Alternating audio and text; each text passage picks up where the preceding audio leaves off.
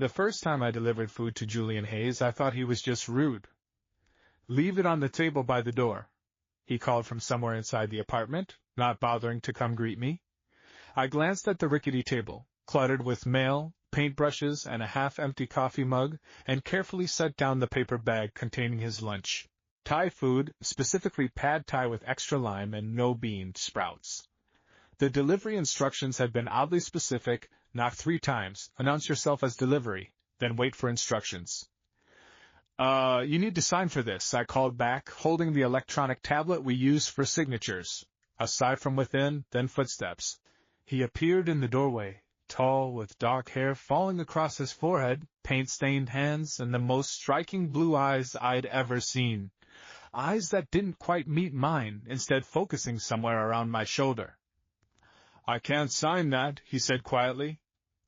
"It's company policy. I'm blind," he interrupted, voice tinged with the weariness of someone who has to explain this too often. Hence the delivery instructions. I felt heat rush to my face. "I'm so sorry. I didn't know. I can sign for you, if you just confirm verbally that you received the order." Those blue eyes shifted slightly, still not meeting mine. "I confirm receipt of 1 pad Thai, extra lime, no bean sprouts." "Great. Thanks. Sorry again." I scribbled on the tablet myself, wondering how a blind man had managed to order food through our app, which wasn't exactly known for its accessibility features. But it wasn't my place to ask. As I turned to leave, he called after me, "What's your name?" I paused. Alex Mercer." "Thank you, Alex Mercer. I'm Julian."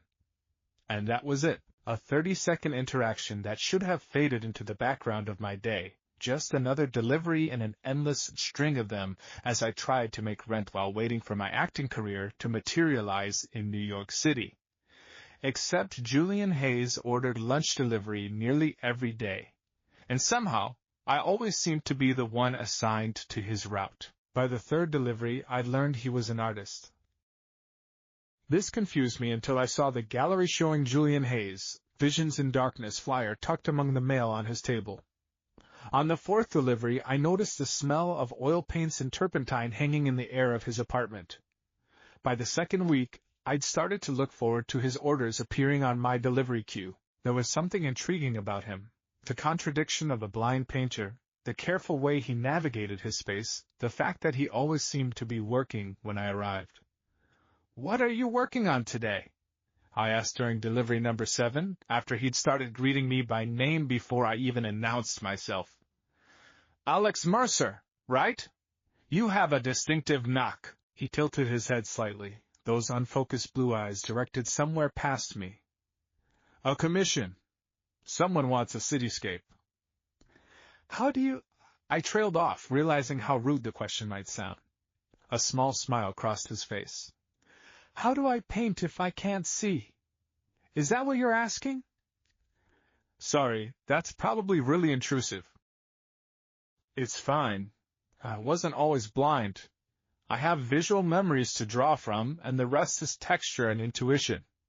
He ran a paint-stained hand through his hair. "Hard to explain to someone with sight." I nodded, then remembered he couldn't see that. "I can imagine. Well, I can't really, but—" I was fumbling my words like an idiot. He just smiled again, seemingly amused by my discomfort. "Your delivery is getting cold, Alex Mercer." "Right. Sorry. Enjoy your lunch." As I headed back down the stairs of his walk-up, I found myself wondering what his art looked like, how someone who lived in darkness created images others could see. I looked up the gallery mentioned on the flyer and discovered Julian Hayes wasn't just some hobbyist. He was actually respected in certain art circles, known for emotionally evocative landscapes and figures rendered with an almost preternatural sensitivity to light and shadow. The irony wasn't lost on me. Our interactions developed a rhythm over the next few weeks. He'd order lunch, always at exactly 1:15 p.m., always something different, as if he was systematically exploring the entire spectrum of cuisines available for delivery in our corner of Brooklyn. I'd deliver it, lingering a bit longer each time. I learned he'd lost his sight 5 years ago, at age 27, that he'd been painting since childhood, that he lived alone in that paint-scented apartment and rarely went out except for gallery events where his work was showing. He learned I was from a small town in Ohio, that I'd come to New York with dreams of Broadway, that I'd been delivering food for 11 months longer than I'd originally planned. "You have a good voice," he told me once, after I mentioned a failed audition. "Rich, expressive. They're idiots not to cast you." "You should hear me sing," I joked. "I'd like that," he replied simply. I didn't sing for him that day, but a week later, when I arrived with his Cuban sandwich, I found myself humming the song from the audition I'd gone to that morning. "Sondheim," he identified immediately. "Sunday in the Park with George." I stopped in surprise. "You know musical theater?" "I wasn't born blind, Alex." That small smile again. "I had a life before." Something about the way he said it made my chest tighten. "You still have a life now." Those blue eyes shifted, almost looking directly at me for a moment. "Some days I'm not so sure." It was the most personal thing he'd said to me, and I didn't know how to respond. So I did what I always did when emotions got too real. I deflected with humor. "Well, you definitely have no life without your daily takeout. Speaking of which..." I placed his sandwich on the table. He laughed, the moment of vulnerability passing. "My hero, what would I do without you, Alex Mercer?" "Starve, obviously." "Obviously." As I left that day, I realized I was thinking about Julian Hayes far more than was appropriate for someone who was essentially just a regular customer. I told myself it was simple curiosity about his unusual situation, or maybe just boredom with my monotonous delivery routine. But the truth, which I wasn't ready to admit even to myself, was that I looked forward to those brief conversations more than anything else in my increasingly disappointing New York experience. The real shift in our strange relationship came about 2 months after our first meeting. I arrived with his order, Vietnamese pho, extra sriracha, no cilantro, to find him seemingly agitated, pacing near the door.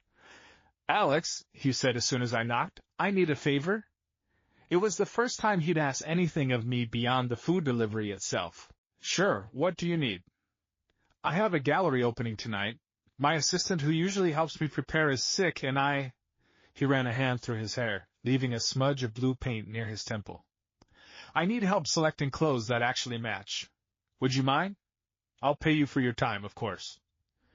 "You don't need to pay me," I said quickly. "I'm happy to help. My next delivery isn't for 45 minutes. The relief on his face was palpable. "Thank you. I know it's strange to ask, but—" "It's fine," I assured him, stepping fully into his apartment for the first time. I'd only ever stood in the entryway before, never venturing past that cluttered table. His living space was both exactly what I'd expected and somehow surprising. Art books in braille filled the shelves. Furniture was arranged in clear pathways for easy navigation, and everything seemed to have its precise place. But what struck me most were the colors. Vibrant paintings hung on every wall, and his furniture featured bold blues and deep reds rather than the neutral palette I'd unconsciously anticipated. "Your place is beautiful," I said, taking it all in. "Is it? I designed it before." The way he said before required no explanation. "Sometimes I worry it's become a mess I can't see." "Not at all. It's alive."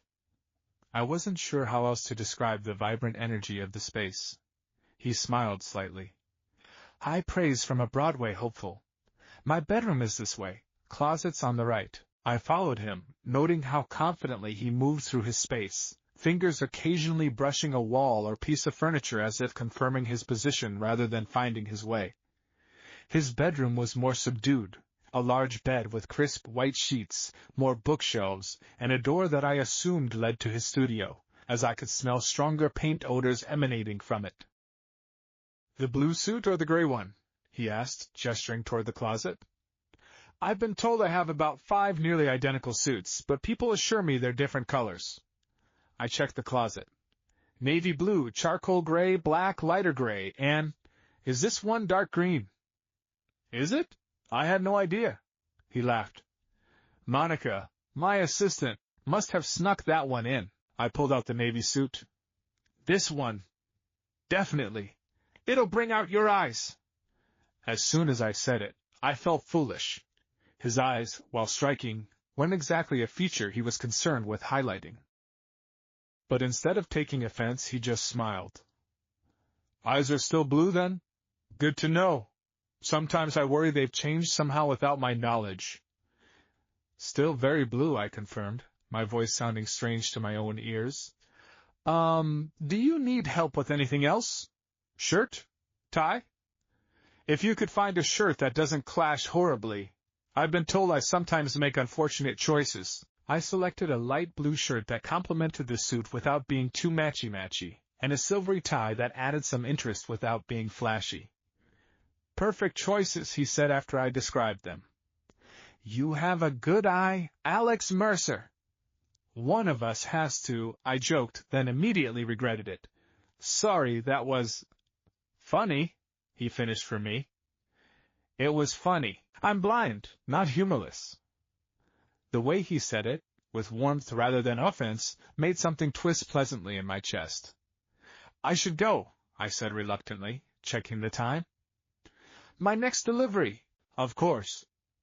He hesitated, then added, the opening is at Lucent Gallery in Chelsea, starting at 7. In case you're free later and want to see what all this food delivery is funding. Was he inviting me? I couldn't tell if it was a genuine invitation or just a casual comment. I might stop by, I said, keeping my tone light, if only to make sure that suit looks as good as I think it will. Another smile, this one slower, more deliberate. I hope you do. I did go to the gallery that night, arriving fashionably late to avoid appearing too eager. The space was crowded with the typical New York art scene mixture of wealthy collectors, critics, students trying to look sophisticated, and people who seemed to be there primarily for the free wine. Julian's paintings stopped me in my tracks. They were landscapes, primarily city scenes and natural vistas rendered in bold, confident strokes that somehow managed to capture not just the visual essence of a place but its emotional resonance. Looking at his painting of the Brooklyn Bridge at sunset, I could almost feel the cooling air, hear the traffic, sense the transition from day to night. Remarkable, aren't they? Said a woman beside me, holding a glass of white wine. Especially considering... Considering he's blind? I asked, a hint of defensiveness creeping into my voice. She nodded, oblivious to my tone.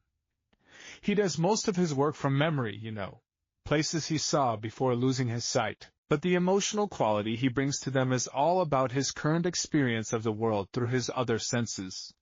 I wanted to ask how she knew this, but just then I spotted Julian across the room, standing with a small group of admirers. He was wearing the navy suit I'd selected, looking more comfortable than I'd ever seen him. As if sensing my gaze, he tilted his head slightly in my direction, a small frown of concentration crossing his face. Then he excused himself from his group and began making his way across the room, one hand extended slightly forward, though he navigated with surprising confidence.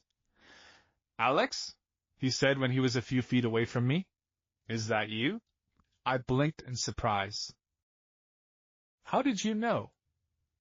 "Your cologne. Something citrusy with a hint of cedar." He smiled. "Plus, you just spoke to Margot, and I heard your voice." "You recognized my cologne?" I asked, oddly touched by this detail. "I notice different things now. Voices, scents, the way air moves when someone enters a room." He gestured toward the painting I'd been admiring. "What do you think? Worth the price of all those deliveries?" "They're incredible," I said honestly. "I had no idea you were this good." He laughed. "What did you expect? Finger paintings?" "No, I paused, looking more closely at the Brooklyn Bridge painting. "These feel so alive. Like you can see more clearly than people with perfect vision." Something flickered across his face, an emotion I couldn't quite identify. "That's very kind. Would you like a tour?" I may not be able to see the paintings anymore, but I remember each one intimately. He guided me through the exhibition, describing the inspiration and technique behind each piece. I noticed how people watched us with curiosity, the blind artist and his unknown companion, having what appeared to be a deeply engaged conversation about visual art. "This is my favorite," he said, stopping before a smaller canvas near the back of the gallery. It showed a simple scene, a man sitting alone at a cafe window, watching rain fall outside. The man's face wasn't clearly defined, but there was something profoundly lonely about his posture, the way his fingers curled around his coffee cup, the empty chair across from him. "It's beautiful," I said quietly. "Sad, but beautiful. I painted it right after I lost my sight. It was the last clear visual memory I had, sitting in a cafe on a rainy afternoon, watching the world continue without me while I tried to come to terms with what had happened." The naked vulnerability in his voice made my throat tight. "What had happened, if you don't mind me asking?" He was quiet for a moment. "A rare viral infection that attacked my optic nerve. Sudden and irreversible. One day I was a painter who could see, the next I was just a painter." "But you kept painting." "What else could I do? It's who I am." He shrugged slightly. "I had to relearn everything, develop new techniques, trust my memory and my hands in ways I never had before. Some days it felt impossible."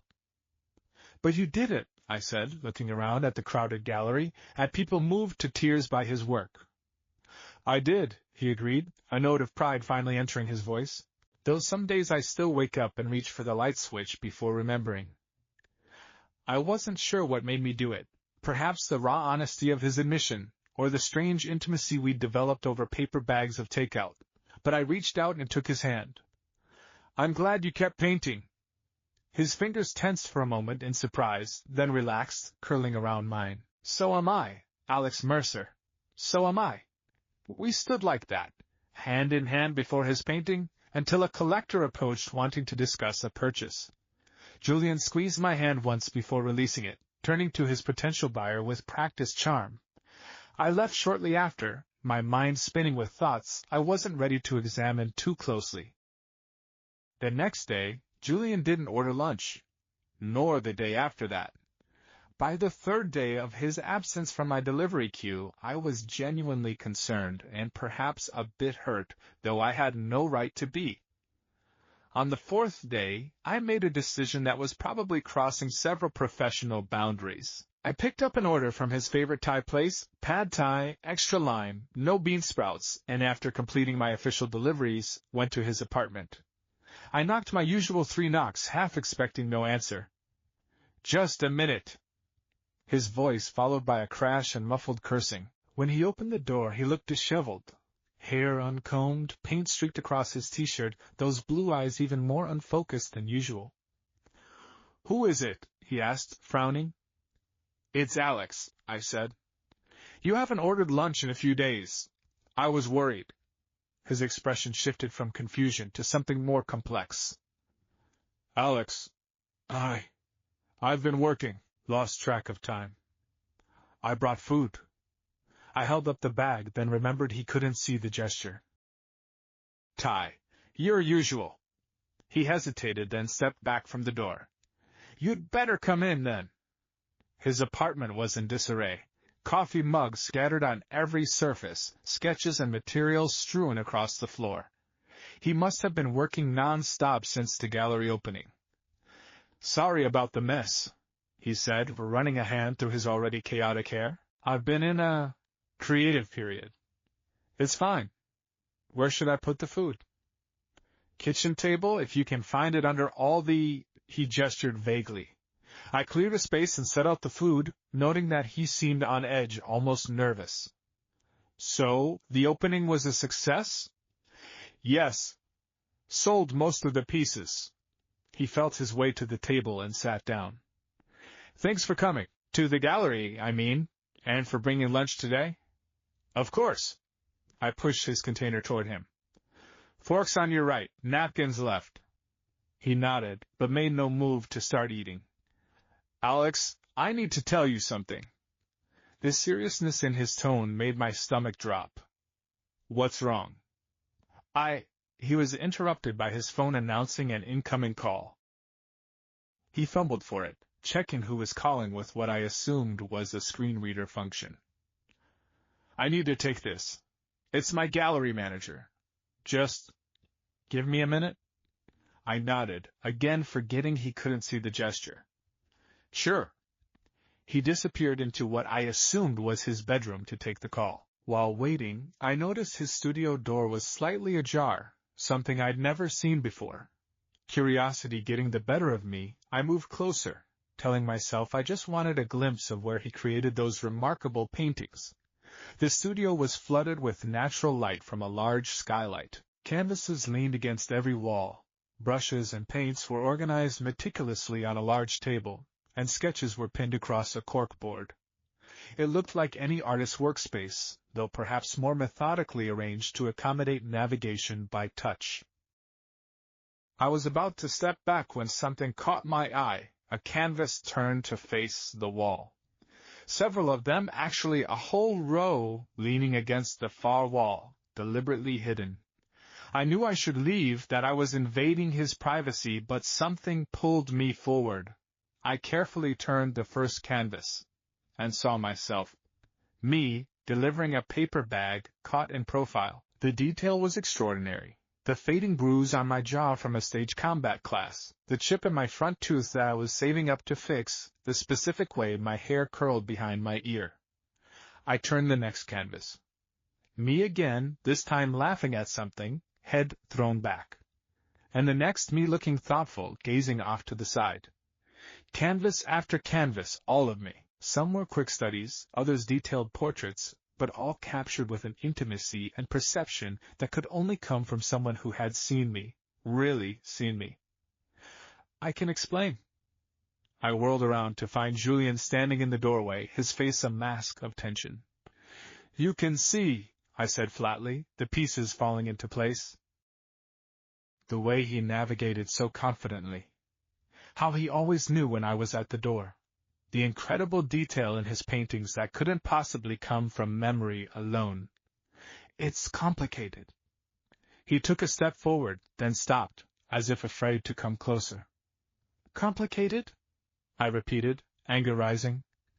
"You've been lying this entire time, making me feel sorry for you, making me—" I cut myself off before I could say something more revealing. "I never wanted your pity," he said quietly. "That's the last thing I wanted from you." "Then what did you want? To make a fool of me?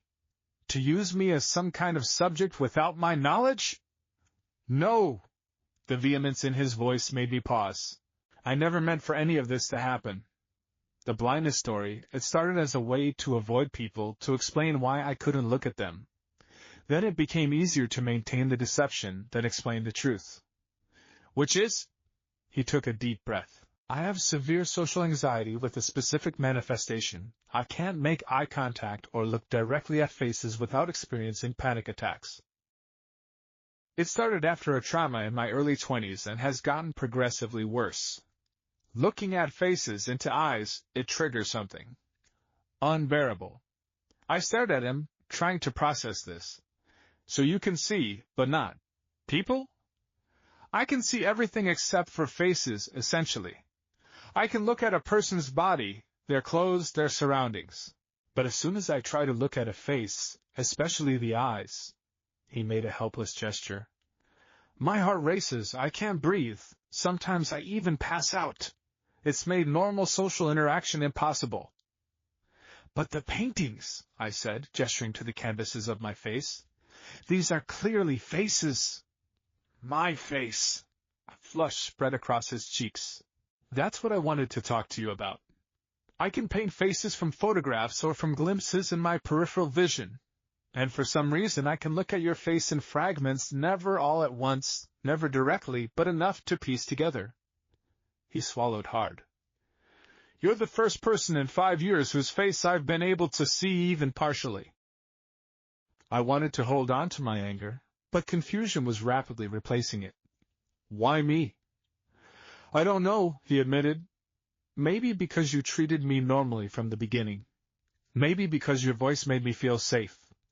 I just know that after a few weeks of your deliveries, I realized I could look at parts of you without panicking, your hands, the edge of your smile, the way your hair falls. So I started trying to capture those fragments. And the blind story? Why maintain that? He laughed bitterly. What sounds better? I'm a talented blind artist overcoming adversity, or I'm a mentally ill recluse who can't look people in the eye. The blindness was at least neat, explainable, and it meant people didn't expect me to look at them. I moved away from the paintings, needing space to think. Everything about our interaction suddenly appeared in a new light, his careful positioning to see me without directly looking at my face, the way he always knew details about my appearance that a blind person couldn't. I understand if you're angry, he said into the silence. I've been lying to you, using you as a subject without permission. You have every right to walk out and never come back. The hurt in his voice was real, which only confused me more. Why these paintings? Why so many of me? He hesitated, vulnerability replacing the tension in his posture. Because you fascinated me. Your voice, your kindness, the fragments of your face I could see without panicking. I started trying to piece together a complete image of you through my paintings. And somewhere along the way, it became important to me. Important how? I pressed, needing to hear him say it. Important like I found myself waiting for 1:15 every day. Important like I ordered food I didn't even want just to have those few minutes with you. Important like I haven't been able to think about anything else since the gallery opening when you held my hand. The raw honesty in his voice cut through my confusion and lingering anger. I looked again at the paintings, dozens of them, each capturing a different moment, a different expression. This wasn't the work of someone simply using me as a convenient subject. This was the work of someone trying desperately to see a person they couldn't look at directly. Your eyes are blue too, I said quietly, the anger draining from me. Really blue. I've been noticing them for months. He gave a startled laugh. Are they? I haven't actually looked in a mirror properly in years. Why didn't you just tell me the truth? Because I have a debilitating psychological condition that makes normal human connection impossible isn't a great conversation starter. He shrugged helplessly. And then the longer it went on, the harder it became to tell the truth. I kept thinking you'd stop coming if you knew. I wouldn't have, I said, surprised by my own certainty. You can't know that. I know I looked forward to delivering your lunch more than anything else in my day. The admission slipped out before I could stop it. Even before the gallery, before I knew anything about you except that you ordered a ridiculous amount of takeout and never looked me in the eye. He took a cautious step toward me. Does that mean I might be forgiven? Eventually? I considered the question seriously.